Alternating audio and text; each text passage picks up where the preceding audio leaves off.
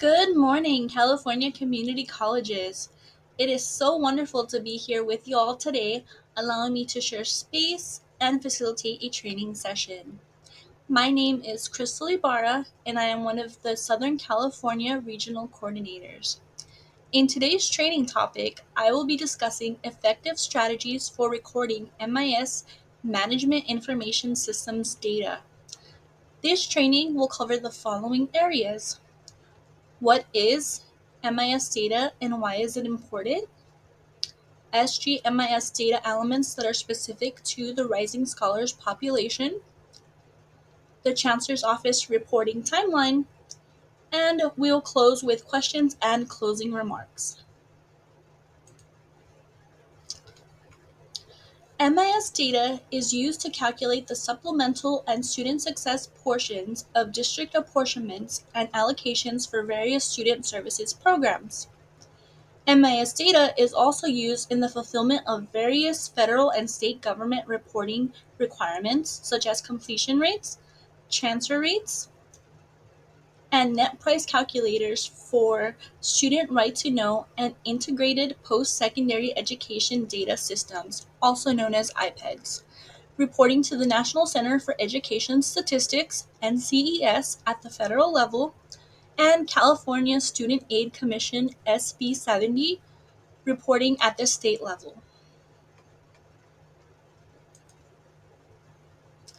Special populations, SG, data elements relevant to the Rising Scholars Program are SG 04, 15, 24, and 29. Each data element has specific coding requirements based on the various student statuses. The following slides will go into detail how each data element should be coded depending on each student status. The SG04 data element indicates the student was incarcerated in an adult correctional facility during the reporting term. Depending on each student's status, their coding can range from 0 to 6 or an X if unknown. Please look at the chart on the screen to identify which code is appropriate for each student.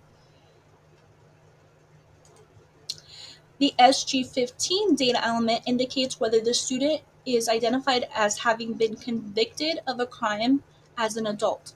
Depending on each student, you will either indicate a 0, 1, or X for coding purposes. The SG24 data element indicates whether the student is a juvenile justice impacted by identifying if the student has been arrested, detained, or referred to probation as a youth, and whether the student was detained during the reporting term. Coding for this element can range from 0 to 6 or X depending on whether the student is juvenile justice impacted and or where the student is currently being detained.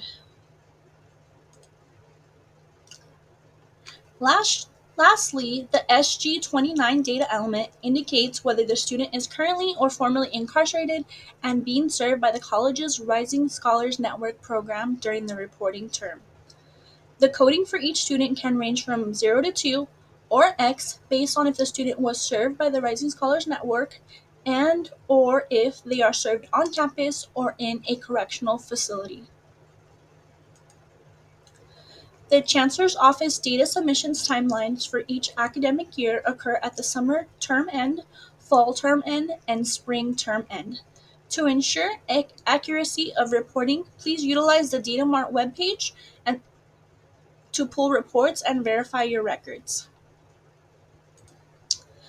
I hope all the information I have provided help provide clarity and clear up any questions you may have had regarding MIS data elements and reporting.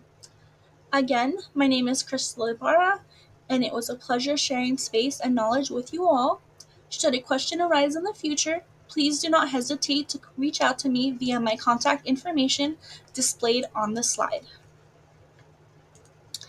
Thank you for participating in this training. I hope you all have a wonderful day.